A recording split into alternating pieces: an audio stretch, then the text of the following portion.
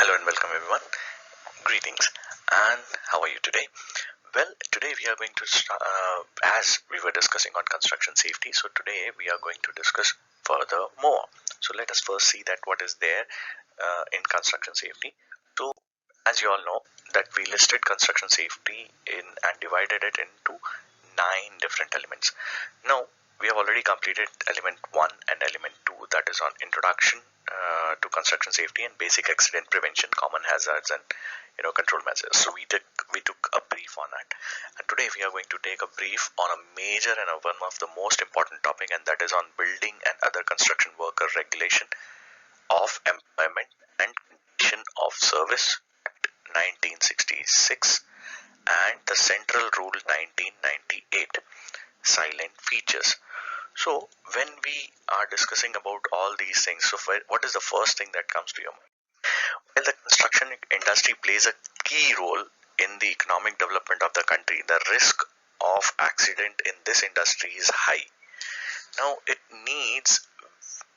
need was therefore felt to bring comprehensive central legislation for regulating safety, health, and welfare and other construction condition of services in the building workers.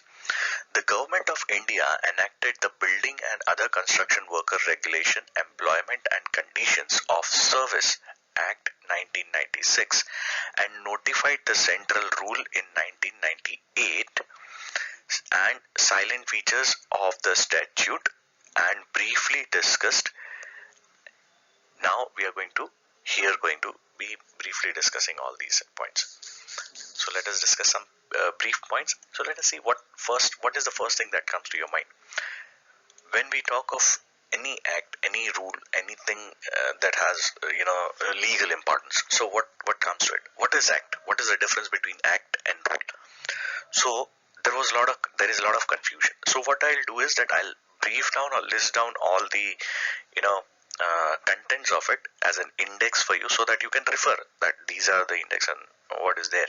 But the very first thing, the very basic that everybody has to know is that what is the difference between act and rule. So some people think that act is made by central government and rules are made by the state government. It is not that way. First you have to clear this. Some acts are made by central government and some acts are made by state governments. So this is very clear. So, and then the difference between act and rule is act tells you what to do and rules tell you how to do it. So let me give you an example.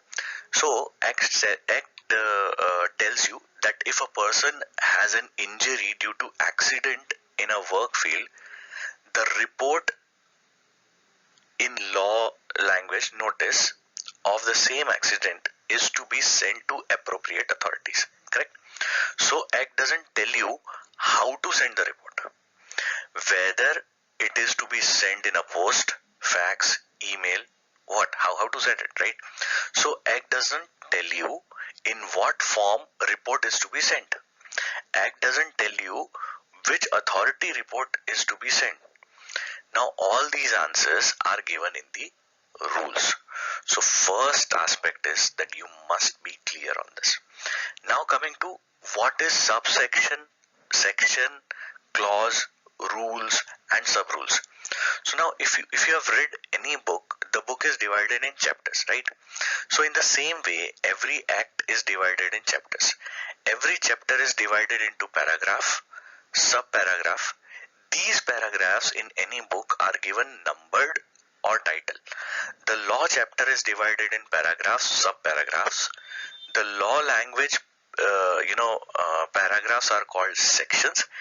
In law, the language paragraphs are called sections and sub-paragraphs are called subsections.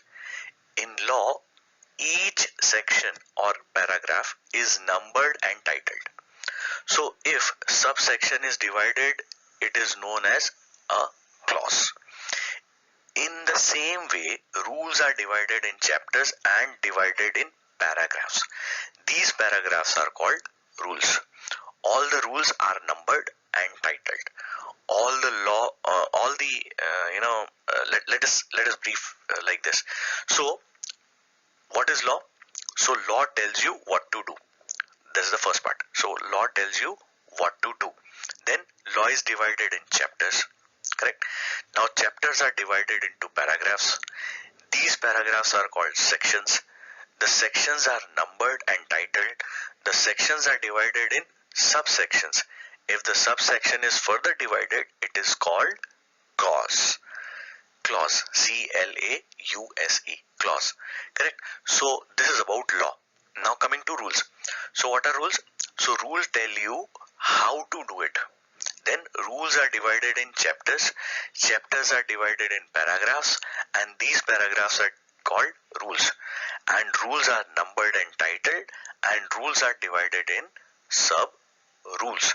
So I hope these two of the most important questions, that is what is the difference between act and rule, and what are section, subsection and clause, rules, and this thing is clear. Now let us discuss the core part of it. So now let us start with BOCW. So what is building and other construction worker rules of see, when we say that BOCW, so BOCW is Rules of Employment and Condition of Service Act 1996. So BOCW etc., that is called Act. Now, so what is the permeables? So let us here first start with the preliminary aspects. So in preliminary aspect here, uh, there is section 1 and section 2. So what is there in this section 1? So section 1 of the act tells you the name of the act, its extension, date of commencement of the act. So if you want this information, then you can get it in section 1. Now section 2 of the act tells you, section 2 of any act tells you the definitions of the words used in the act. These definitions may not be the same as the meaning of word given in the dictionary. So you have to be very flexible in understanding. Now what are permeables? So first you have to understand what are permeables. To regulate the employment and condition of a service of building and other construction workers, and to provide for their safety, health and welfare, measures and the other matters connected therewith or incidental thereto. So permeable tells why the law is made. Permeable is not the law. So you have to understand this. Correct. Now coming to the BOCW Act. So BOCW Act extends to the whole India and has come into force on 1st of March 1996. It applies to every establishment which employs or had employed on any date of the preceding 12 months 10 or more building workers in any building, 10 or more workers in any building or other construction work. In all, 14 words and expressions are defined in the act. Correct. Some of them are appropriate government beneficiary, board, building and other construction work, building worker, contractor, employer, establishment, etc. Now appropriate government. So the central government is the appropriate government in relation to establishment of employee building worker, in respect to which the appropriate government under the Industrial Dispute Act 1947 in the central government. It also enables the central government to specify by notification in the official gazette any public sector undertaking which is owned, controlled or managed by the central government, in respect of which the appropriate government will be the central government.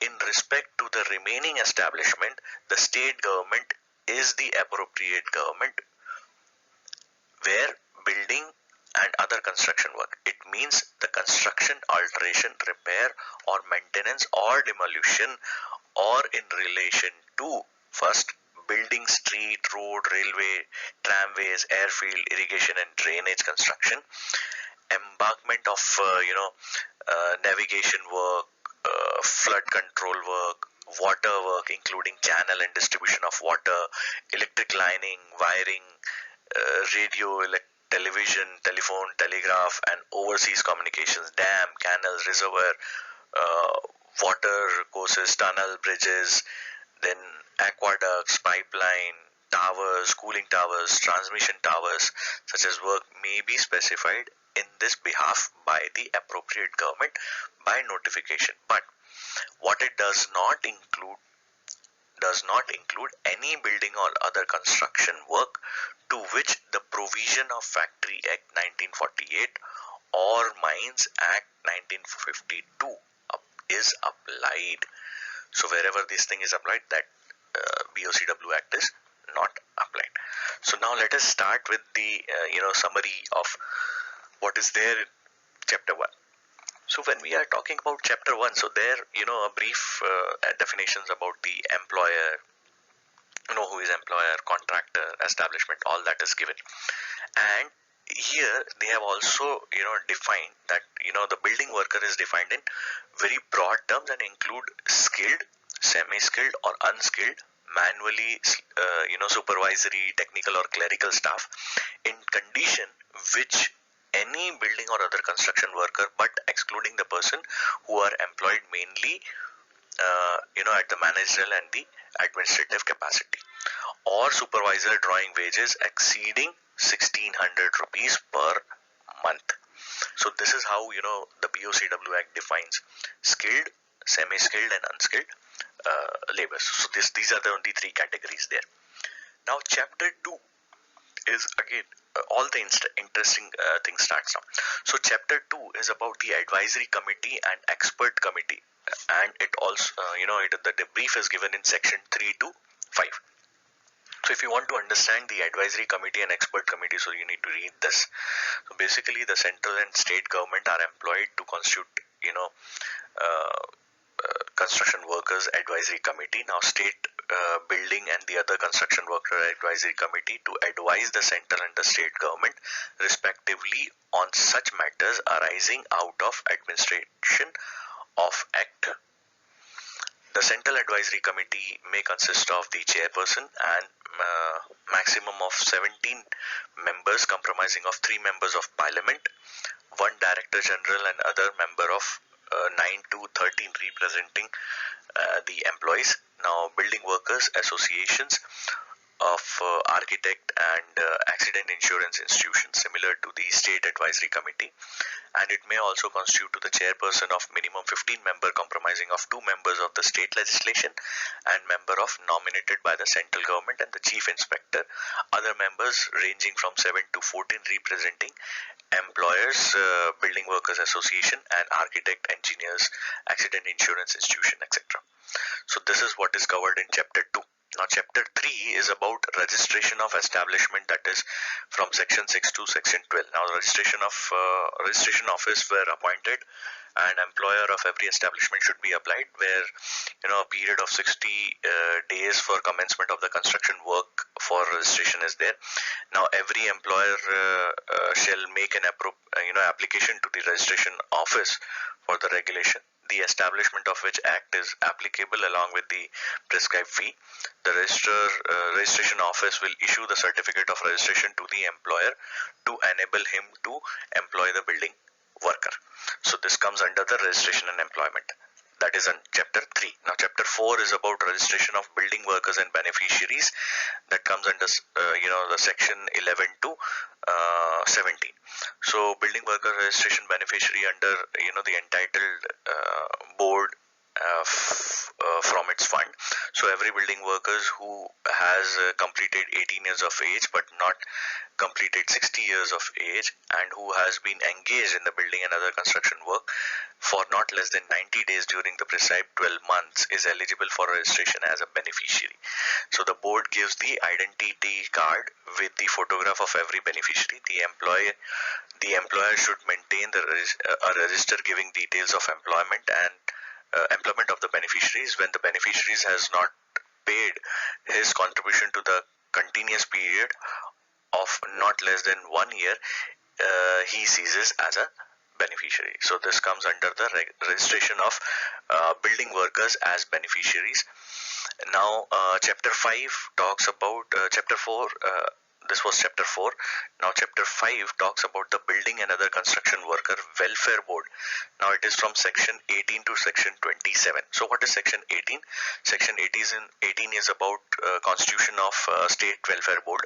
Section 19 is about secretary and other, secretary and other office of board. Section 20 is about meeting of board. Section 21 is about vacancies, etc. That is not to invalidate proceedings of the board. Section 22 is about functions of board. Section 23 is about grant and loan by central government. Section 24 is about building and other construction funds and its application. Section 25 is about the budget, and 26 is about the annual report. And last but not the least, section 27 is about accounts and audits. Now coming to section chapter 6. Now what is chapter 6? So in chapter 6 it is written hours and work, welfare measures and other condition services of building workers. That is from section 28 to 37. Now here three sections, all the sections are important, so you have to first understand what the sections say. So section 28 is about fixing hours of normal working days. Section 29 is about wages of overtime work, and section 30 is about maintenance of register and record. Now here section 31 is important. It talks about prohibition of employment of certain person in certain building or other construction work. Like a deaf person, a person who has defective vision, or a person who has a tendency of giddiness is not allowed to do any construction work, which may be risky and risk of accident is there. Now section talks about drinking water. Section 33 talks about latrines and urinals. Section 34 talks about the accommodation. Section 35 talks about crutches that are required. Section 36 is required as first aid, and section 37 canteen. So this is what the different chapters talk about. Now coming to chapter 7. So this is okay. So now in chapter 7, what is there? Let us discuss. So chapter 7 is about safety and health measures. So from here the safety part starts. So when we talk of safety and health measure, section 38 to 41 covers a lot of things. Now what is section 38? Section 38 is about safety committee and safety officers. So there it is defined that in every establishment of 500 or more building worker and ordinary employee, safety committee is to be constituted, and safety committee representative worker shall in no case be less than the employees. So equal participation should be there. So every establishment within 500 or more building workers of employment, safety officer should be appointed. So but it is like ideally we should have safety officers everywhere, right? So it is a must. You should have one person who can take care of overall safety. So that is essential. It is not that you just follow the rule. So here I must specify that all the rules and acts, everything, they form a guide that yes, this is how you should work. But it is not necessary that you have to understand these things in the very basic form, and it is your duty that yes, it should be there. So you need a supervisor. So it is not necessary that you appoint a safety officer, but a supervisor who is capable enough to handle the workers, so he can do that. So this is how, what is written under section 38. Now coming to section 39, it is about notice of certain accidents. So in case of any certain accidents or body injuries, or a person is going to be injured for more than 48 hours, so the nature of accident, it is prescribed that it is to be reported. So that is to be reported, and again the proceedings will be followed. Then comes to section 40, and that is power of appointment of powers of appropriate government to make rules for safety and regulation and health of building workers. So what does it say? That it talks about the safe means of work, prescription of demolition of the building. So all the structure undergoes the supervision of a competent person, safe handling of explosives, erection and installation and maintenance, transportation. So all those points are given under section 40. Now coming to section 41, that talks about the framing of model roles of a safety measure. So employer of the central government to make model roles after considering the recommendation of expert committee and constitute under section 5. It was also prescribed that the rule made by the state government under section 40 shall be, so far as prescribed, conform to such model rules. Now chapter 8, inspecting staff, and here it is defined under section 42 to 43. So there you can refer about some inspecting staff, what exactly is the inspecting staff, basically related to the government authorities who are going to be inspecting your places. Now coming to chapter 9, that talks about special provisions, wherein we cover around section 44 to 46. Here the responsibility of the employer, the definition is given, so you have to read carefully. The employer is responsible for providing constant and adequate supervision and taking all practicable steps necessary to prevent accident. So if somebody says that, oh, safety officer is not required, but yes, this part is also given, so you read section 44. Now section 45 says responsibility of payment of wages and compensation. Section 46 talks about the notice of commencement of building and other construction work. Now coming to chapter 10, it talks about the penalties and procedures, which is described under section 47 to 500. So if you really want to understand, in section 47, penalty of contravention of provision regarding the safety measure is given. So under this contravention, the provision of rule made under section 40 of the act regards to the safety and health measure shall be punishable to imprisonment, which may extend to 3 months of fine and may extend to a penalty also. So it is given under section 40. So anything happens on site, and if the provisions are not good, so what are the penalties that can be applied by the state government or the authorities? So that is described there. Section 48 talks about the penalty for failure to give notice of commencement of the building and other construction work. Section 49 talks about penalty for obstruction. Section 50 talks about penalty for other offenses. Section 51 talks about appeals. Section 52 talks about recovery of penalty. 53 talks about offenses by companies. Section 54 talks about the cognizance of offense, and section 55 talks about the limitation of prosecution.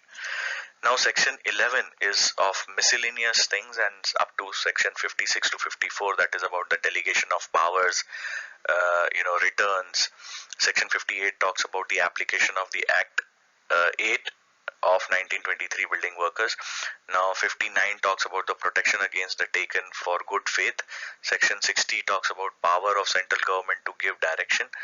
61 talks about power of removal of difficulties. Section 62 talks about power to make rules. Section 63 says saving of certain laws, and section 64 talks about the re-appeal and saving. So these are basically just the chapters. Now let us talk about the silent features.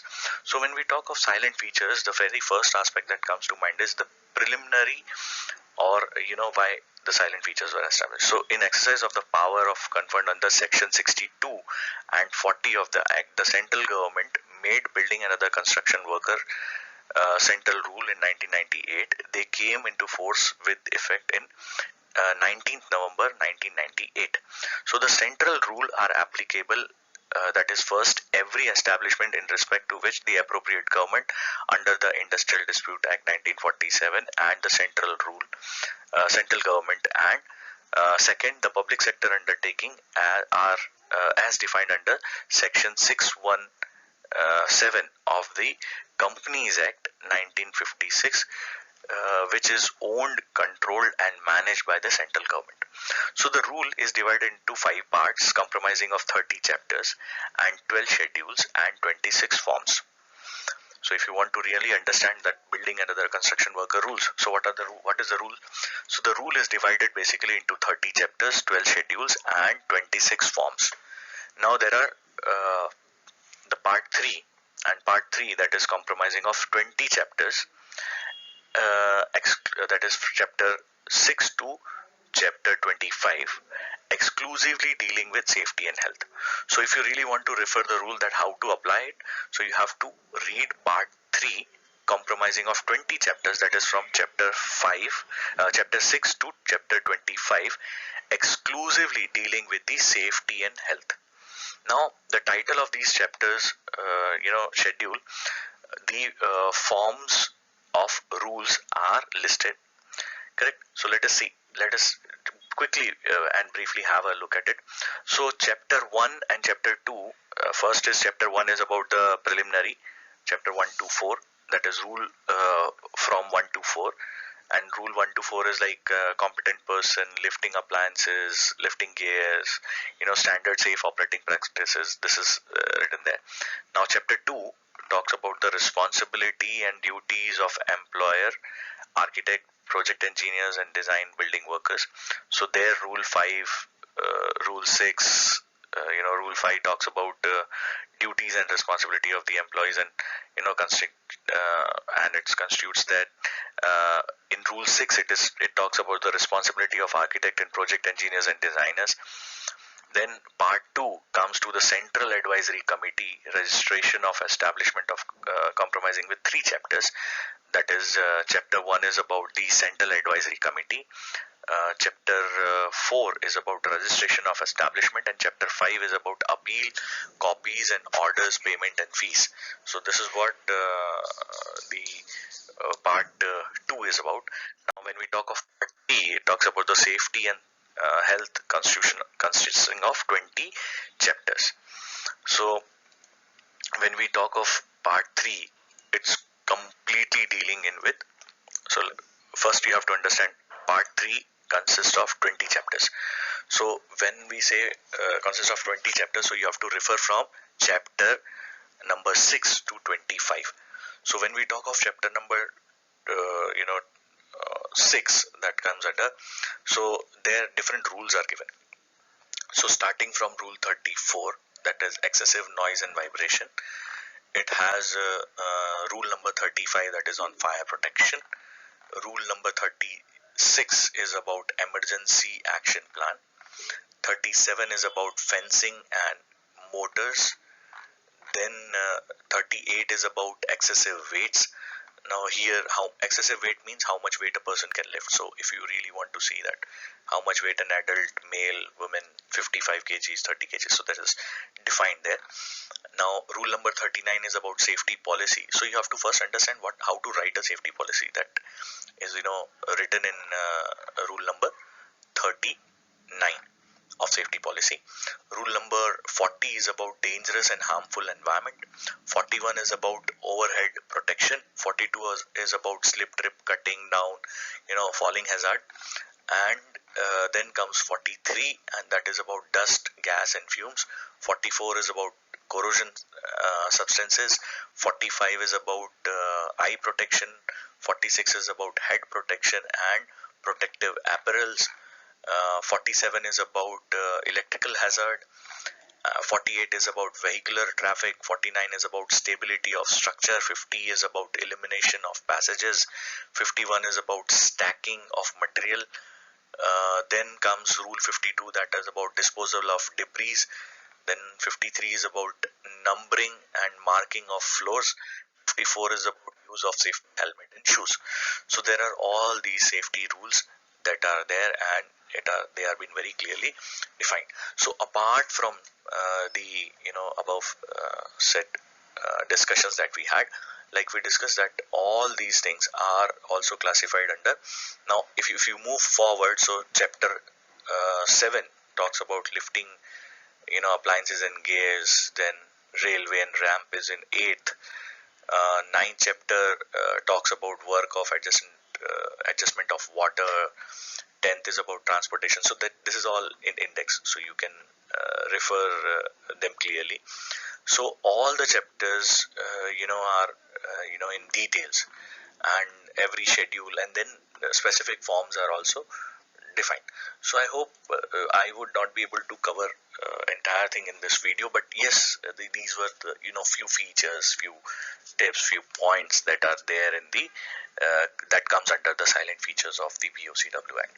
So I hope I was able to give sufficient time to this particular element. Now this, you have to understand, these videos are very crux videos, summarized videos. The detailed videos are comes under the entire training. So in limited time period, how much I can contribute, I do. So if you have liked video now, please do like and share, and keep writing to us.